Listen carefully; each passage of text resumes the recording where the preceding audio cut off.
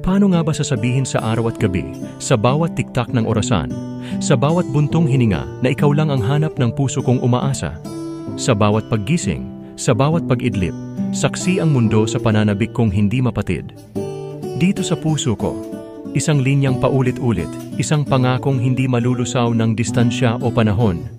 Pinili kong maghintay sa kabila ng pagkakahiwalay, pinili kong manatili kahit tila walang katiyakan ng bukas. Kahit gaano kalamig ang gabing walang yakap mo, kahit gaano kabigat ang umagang walang tinig mo, ikaw ang init at liwanag, ang sigaw ng pusong di magtatago.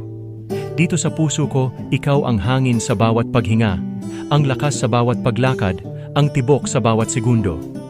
Ninanakaw ng tadhana ang ating mga oras, parang alon sa dalampasigan, parang bituin sa gabing madilim. Subalit kahit ilang ulit mang kunin ng panahon, dito sa puso ko, ikaw ang tanglaw sa dilim. Ikaw ang musika sa katahimikan, ang pintig sa kawalan. Hindi ako susuko, hindi ako bibitaw, sa pag-asang muling madarama ang init ng iyong yakap. Sa bawat gabing mag-isa kong niyayakap ang alaala mo, dito sa puso ko, mananatili ka, buo, totoo, hindi nagbabago. Kaya't kahit anong layo, kahit anong pagitan, dito sa puso ko, ikaw ang aking tahanan, at hihintayin ko ang araw ng ating muling pagkikita kung saan ang mga pangarap ay magkakakulay at ang tadhana'y muling tatahan sa ating mga kamay.